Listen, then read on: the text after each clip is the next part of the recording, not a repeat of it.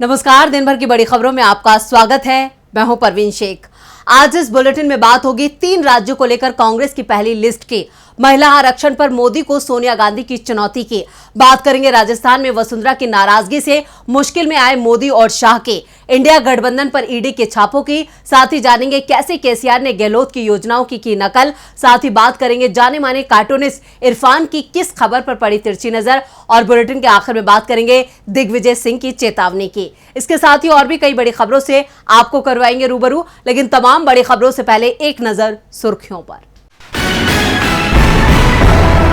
Karnataka CM Siddaramaiah ने केंद्र से मांगे 4,800 करोड़। सीएम का दावा, किसानों को सूखे के कारण लगभग 30,000 करोड़ का हुआ है नुकसान। पवन खेड़ा के पीएम मोदी पर दिए बयान को लेकर सोमवार को सुनवाई। चीफ जस्टिस डीवाई चंद्रचूड़ की अध्यक्षता वाली बेंच करेगी सुनवाई। राज्यसभा से राघव चड्ढा के निलंबन पर भी सुनवाई करेगा सुप्रीम कोर्ट। केंद्रीय गृह मंत्री अमित शाह और बीजेपी अध्यक्ष जेपी नड्डा के पश्चिम बंगाल दौरे को लेकर अधीर रंजन चौधरी का बयान। कहा, पश्चिम बंगाल में सभी का स्वागत। पश्चिम बंगाल की संस्कृति सांप्रदायिक सद्भाव, प्रेम और भाईचारे की है। एमपी विधानसभा चुनाव में दिखेगी इंडिया गठबंधन की ताकत। मिलकर चुनाव लड़ सकते हैं सपा कांग्रेस। गठबंधन को लेकर चल रही है बात। ये तो थी सुर्खियां और अब बात आज की सबसे बड़ी खबर की। अगले महीने होने वाले विधानसभा चुनावों को लेकर आज कांग्रेस ने मध्य प्रदेश के 144, छत्तीसगढ़ के लिए 30 और तेलंगाना के 55 उम्मीदवारों की घोषणा कर दी है। पार्टी ने नवरात्र के पहले दिन तीनों राज्यों के लिए उम्मीदवारों की पहली सूची जारी की है, जिनमें कमलनाथ, भूपेश बघेल और ए रेवंत रेड्डी समेत कई बड़े चेहरे शामिल हैं। तो कौन कहां से ठोकेगा ताल, देखते हैं ये रिपोर्ट। शारदीय नवरात्र के पहले दिन आज कांग्रेस ने मध्य प्रदेश, छत्तीसगढ़ और तेलंगाना के लिए अपने उम्मीदवारों के नामों का खुलासा कर दिया है। एमपी के लिए 144 प्रत्याशियों के नामों की घोषणा की है। पूर्व मुख्यमंत्री और पीसीसी चीफ कमलनाथ छिंदवाड़ा विधानसभा क्षेत्र से ही चुनाव लड़ेंगे। वहीं मध्य प्रदेश विधानसभा में नेता प्रतिपक्ष गोविंद सिंह को लाहार से उम्मीदवार बनाया गया है। कांग्रेस कार्य समिति के सदस्य कमलेश्वर पटेल को सिहावल, पूर्व मंत्री जीतू पटवारी को राऊ और उमंग सिंधार को गंदवानी से टिकट दिया गया है। मध्य प्रदेश की 230 सदस्यीय विधानसभा के आगामी चुनाव के लिए 17 नवंबर को मतदान होगा। वहीं कांग्रेस ने छत्तीसगढ़ विधानसभा चुनाव के लिए जिन 30 उम्मीदवारों की पहली सूची जारी की है, उनमें मुख्यमंत्री भूपेश बघेल, उप मुख्यमंत्री टीएस सिंहदेव और कुछ अन्य वरिष्ठ नेताओं के नाम शामिल हैं। मुख्यमंत्री बघेल अपने मौजूदा विधानसभा क्षेत्र पाटन से ही चुनाव लड़ेंगे। वहीं उप मुख्यमंत्री सिंहदेव को भी उनके वर्तमान विधानसभा क्षेत्र अंबिकापुर से उम्मीदवार बनाया गया है। राज्य की गृह मंत्री ताम्रध्वज साहू को दुर्ग ग्रामीण, विधानसभा अध्यक्ष चरणदास महंत को सक्ती और पूर्व प्रदेश अध्यक्ष मोहन मरकाम को कोडागांव से टिकट दिया गया है। छत्तीसगढ़ की कुल 90 विधानसभा सीटों के लिए 2 चरणों में 7 और 17 नवंबर को मतदान होगा। कांग्रेस ने आज तेलंगाना विधानसभा चुनाव के लिए भी 55 उम्मीदवारों की पहली सूची जारी की, जिसमें पार्टी की प्रदेश इकाई के अध्यक्ष ए रेवंत रेड्डी और विधायक दल के नेता मल्लू भट्टी विक्रमांक और अन्य वरिष्ठ नेताओं के नाम शामिल हैं। रेवंत रेड्डी को कोंडंगल विधानसभा क्षेत्र से उम्मीदवार बनाया है। वहीं विक्रमार्क को मधिरा विधानसभा क्षेत्र से टिकट दिया गया है।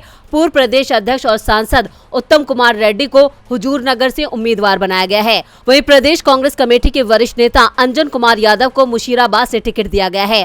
कांग्रेस की केंद्रीय चुनाव समिति ने 13 अक्टूबर को तेलंगाना विधानसभा चुनाव के लिए उम्मीदवारों के नामों पर मोहर लगाई थी।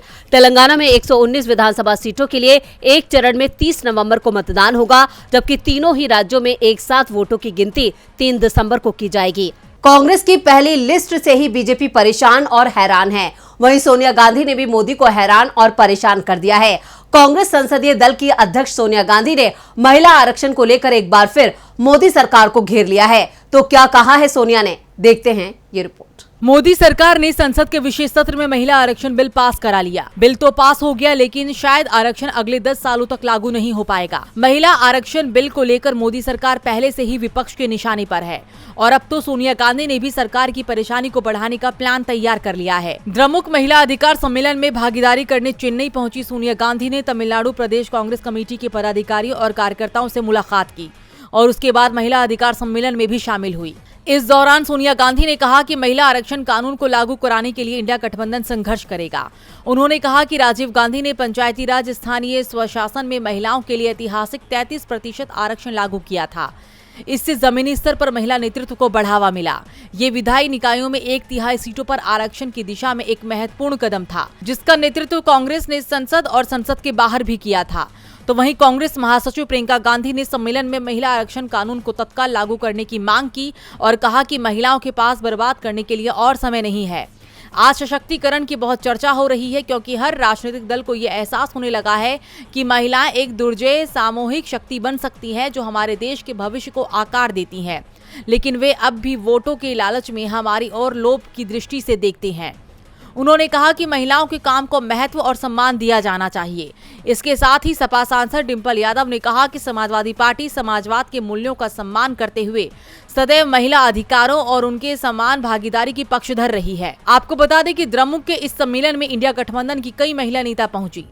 पीडीपी प्रमुख और जम्मू कश्मीर की पूर्व सीएम महबूबा मुफ्ती, सपा नेता डिंपल यादव, आप नेता राखी बिरलान समेत कई नेता इस बैठक में शामिल हुई। महिला बिल पर सोनिया गांधी की इस चुनौती से मोदी की मुश्किलों में इजाफा होना तय है। मुश्किलें तो राजस्थान में पूर्व सीएम वसुंधरा राजे ने भी मोदी और शाह की बढ़ा रखी हैं। जब से बीजेपी ने राजस्थान में 41 उम्मीदवारों की पहली लिस्ट जारी की है, तब से मोदी और शाह के खिलाफ राज्य में बगावत छिड़ गई है। क्या है पूरी खबर, देखते हैं ये रिपोर्ट। बीजेपी हाईकमान ने पहले से ही संकेत दे दिए थे कि इस बार वसुंधरा को सीएम उम्मीदवार नहीं बनाया जाएगा और न ही उनके समर्थकों पर दांव ही लगाया जाएगा। टिकट सर्वे और संघ की पसंद से बांटे जाएंगे। लेकिन बीजेपी की पहली लिस्ट जारी होने के बाद से तो संघ भी नाराज है, क्योंकि उसकी राय को भी बीजेपी हाईकमान ने नजरअंदाज कर दिया है। संघ शांत है, वसुंधरा भी शांत है, लेकिन वसुंधरा के समर्थक बगावत का ऐलान कर चुके हैं। बीजेपी की 41 उम्मीदवारों की पहली सूची में वसुंधरा समर्थकों को जगह नहीं मिली, तो पार्टी की ओर से ये भी संकेत है कि आने वाली सूची में भी इसी तरह के प्रयोग होंगे, यानी वसुंधरा राजे समर्थकों के टिकट आने वाली सूची में भी काटे जाएंगे, जिसके बाद वसुंधरा समर्थक अब खुलकर बीजेपी के खिलाफ मैदान में आने लगे हैं। और अब राज्य के करीबी हड़ौती रीजन के लाडपुरा से 3 बार के विधायक भवानी सिंह रजावत ने साफ कर दिया है कि इस बार उन्हें कोई नहीं रोक पाएगा। 2018 में बीजेपी ने टिकट काट दिया था, तो राज्य के कहने पर भवानी सिंह चुनाव नहीं लड़े, लेकिन इस बार उन्होंने ऐलान कर दिया है कि वो निर्दलीय चुनाव लड़ेंगे। भवानी समर्थकों ने तो यहाँ तक दावा कर दिया है कि राज्य ने भी इस बार भवानी सिंह को नहीं रोकने का फैसला किया है। भवानी सिंह के तेवर बता रहे हैं कि राज्य राजस्थान में बड़ा खेल करने की तैयारी में है। वसुंधरा की खामोशी बड़े तूफान का संकेत है। संकेत तो इंडिया गठबंधन ने भी मोदी सरकार को दे दिए हैं कि वो सत्ता से जाने वाले हैं। इधर इंडिया गठबंधन की मजबूती ने मोदी सरकार की नींद उड़ा रखी है। बीजेपी नेताओं में इंडिया का इतना डर है कि वो अब देश का नाम तक इंडिया लेने को तैयार नहीं दिखाई देते। दूसरी ओर इंडिया के रास्ते में मुश्किलें खड़ी करने की कोशिशें जरूर हो रही हैं। और जैसे ही ये खबर आए कि इंडिया गठबंधन की पहली रैली महाराष्ट्र में होनी है और शरद पवार इसकी रणनीति तैयार करेंगे, तो तुरंत ही ईडी सक्रिय हो गई है। बीजेपी जहां भी मुसीबत में दिखती है, वहां ईडी सबसे पहले पहुंच जाती है। विपक्षी दल यह आरोप लगातार लगा रहे हैं और अब ईडी की सक्रियता ने उसे एक बार फिर सवालों के बीच खड़ा कर दिया है। दरअसल पिछले महीने शरद पवार के आवास पर इंडिया गठबंधन की समन्वय समिति की बैठक में इंडिया की पहली रैली भोपाल में करने का ऐलान हुआ था, लेकिन भोपाल रैली रद्द हो गई, तो पवार ने अब भोपाल की जगह पहली रैली नागपुर में कराने की तैयारी कर ली है और गठबंधन के सभी सहयोगियों ने इसके लिए हरी झंडी भी दे दी है। इंडिया की रैली अब नवंबर के पहले हफ्ते में नागपुर में होगी। जैसे ही ये खबर सार्वजनिक हुई, अचानक ही पवार के करीबियों की घेराबंदी शुरू हो गई, ईडी की सख्ती शुरू हो गई और ईडी ने एनसीपी के पूर्व सांसद और शरद पवार के बेहद करीबी ईश्वरलाल शंकरलाल लालवानी से जुड़ी 70 से ज्यादा संपत्तियों को कुर्क करने का आदेश जारी कर दिया। ईडी ने आरोप लगाया कि प्रवर्तकों ने ऐसा कर्ज लेने के लिए फर्जी वित्तीय जानकारियां दी। पीएमएलए का यह मामला सीबीआई की तरफ से दर्ज 3 प्राथमिकियों से संबंधित है, जिसमें आरोप लगाया गया है कि इन कंपनियों और उसके निदेशक ने भारतीय स्टेट बैंक को गलत तरीके से 352.49 करोड़ रुपए से अधिक का नुकसान पहुंचाया। ईडी का दावा है कि यह मामला अगस्त का है, लेकिन जिस तरह से इंडिया गठबंधन की रैली की बात सार्वजनिक होने के तुरंत बाद एनसीपी के पूर्व सांसद पर कार्रवाई हुई है, उससे कई सवाल खड़े हो गए हैं। ईडी का एक्शन और मोदी की खामोशी फिर सवालों में है। सवालों में तो केसीआर का घोषणा पत्र भी है। तेलंगाना में विधानसभा चुनाव की तारीखों का ऐलान हो चुका है। राजनीतिक दलों ने अपने अपने उम्मीदवारों का ऐलान कर दिया है। आज तेलंगाना के मुख्यमंत्री और बीआरएस प्रमुख के चंद्रशेखर राव ने हैदराबाद में पार्टी के घोषणा पत्र को जारी किया। तो क्या खास है इस घोषणा पत्र में? क्या कांग्रेस की गारंटियों का मुकाबला कर पाएगा ये घोषणा पत्र? देखते हैं ये रिपोर्ट। तेलंगाना में 30 नवंबर को वोट डाले जाएंगे, जिनकी गिनती 3 दिसंबर को होगी। चुनावों में इस बार सीधा मुकाबला कांग्रेस और बीआरएस के बीच है। कांग्रेस की तेलंगाना को दी गई 6 गारंटियों के जवाब में बीआरएस प्रमुख और सीएम के चंद्रशेखर राव ने आज अपना घोषणा पत्र जारी कर दिया है। घोषणा पत्र का ऐलान करते हुए मुख्यमंत्री केसीआर ने कहा, उनकी पार्टी का हर परिवार को 10 लाख रुपए अनुदान वाली दलित बंधु योजना जारी रखेगी।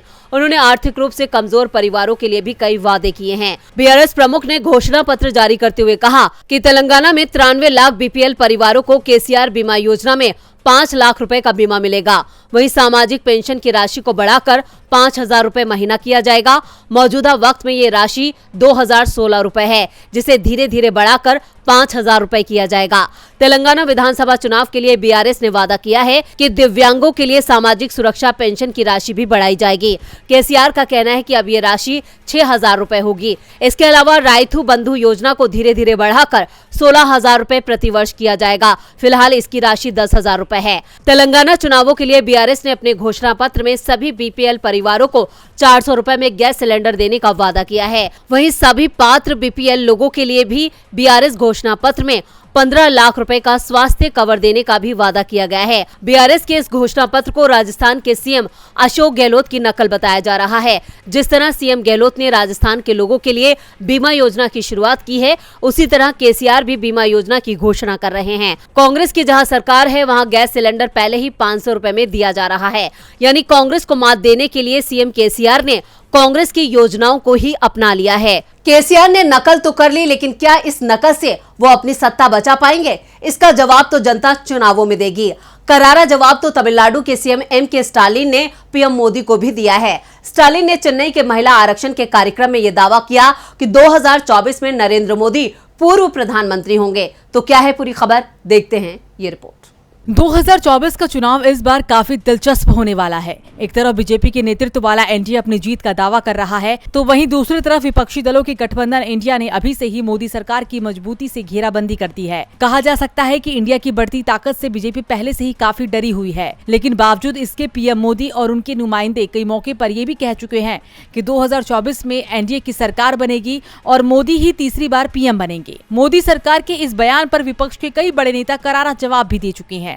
और इसी कड़ी में तमिलनाडु के सीएम एम.के. स्टालिन ने 2024 में होने वाले लोकसभा चुनाव के बारे में एक बड़ा दावा करते हुए कहा कि आम चुनाव के बाद केंद्र से मोदी सरकार की सत्ता जा रही है और इंडिया गठबंधन केंद्र में बहुमत के साथ सरकार बनाएगा। स्टालिन ने कहा कि इंडिया गठबंधन दरअसल महज लोकसभा चुनाव जीतने के लिए ही नहीं बना है, बल्कि विपक्षी दलों का एक नीतिगत गठबंधन है। इस कारण से साल 2024 के चुनाव में जनता इंडिया गठबंधन को केंद्र की सत्ता में चुनकर भेजेगी और मौजूदा प्रधानमंत्री नरेंद्र मोदी पूर्व प्रधानमंत्री हो जाएंगे। चेन्नई में आयोजित महिला अधिकार सम्मेलन में एम.के. स्टालिन ने ये बड़ा दावा किया है। सीएम के इस बयान के बाद से ही अब एक बार फिर से बीजेपी दबाव में दिखाई दे रही है। एम.के. स्टालिन के दावे के बाद देखते हैं कि जाने माने कार्टूनिस्ट इरफान की किस खबर पर पड़ी तिरछी नजर।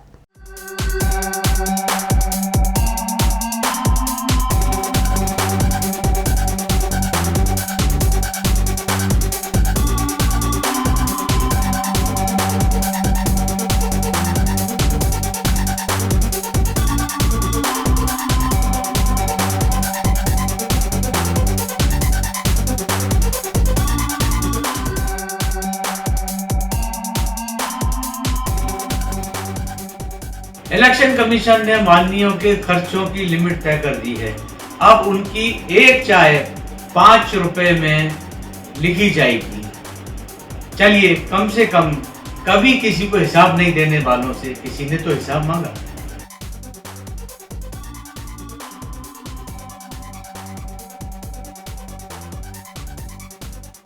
तो बहुत बहुत शुक्रिया इरफान जी। और बुलेटिन के आखिर में बात दिग्विजय सिंह की। क्या मध्य प्रदेश के पूर्व मुख्यमंत्री और कांग्रेस के कद्दावर नेता दिग्विजय सिंह ने पार्टी की प्राथमिक सदस्यता से इस्तीफा दे दिया है? ऐसा इसलिए पूछा जा रहा है क्योंकि सोशल मीडिया प्लेटफॉर्म एक्स पर इससे जुड़ा हुआ एक खत जमकर वायरल हो रहा है, जिसको लेकर दिग्विजय सिंह ने बीजेपी को बड़ी चेतावनी दी है। क्या है पूरी खबर, देखते हैं ये रिपोर्ट। मध्य प्रदेश विधानसभा चुनाव में कांग्रेस की रणनीति की कमान पूर्व सीएम दिग्विजय सिंह के हाथ में है। दिग्विजय के रणनीति से बीजेपी परेशान दिखाई दे रही है। इस बीच अचानक ही सोशल मीडिया प्लेटफॉर्म एक्स पर दिग्विजय के कांग्रेस पार्टी से इस्तीफे का पत्र वायरल हो गया और जैसे ही ये खबर दिग्विजय तक पहुंची तो वो तुरंत सक्रिय हो गए। दिग्विजय ने इस पत्र को बीजेपी की साजिश करार दिया। उन्होंने कहा कि भाजपा झूठ बोलने में माहिर है। मैंने 1971 में कांग्रेस की सदस्यता ली थी, पद के लिए नहीं बल्कि विचारधारा से प्रभावित होकर पार्टी से जुड़ा था और जीवन की आखिरी सांस तक कांग्रेस में रहूंगा। इस झूठ की मैं पुलिस में शिकायत दर्ज करने जा रहा हूं। इसके साथ ही दिग्विजय ने एक्स पर लेटर भी पोस्ट किया है। गौरतलब है कि राज्य में होने वाले विधानसभा चुनाव को लेकर राजनीतिक दलों ने प्रचार अभियान तेज कर दिया है। इस बीच वायरल हो रही पत्र को लेकर राजनीतिक हलकों में भी हलचल हो गई है। हालांकि दिग्विजय ने इस पत्र को झूठा करार दिया। तो आज इस बुलेटिन में इतना ही। देखते रहिए डीबी लाइव। नमस्कार।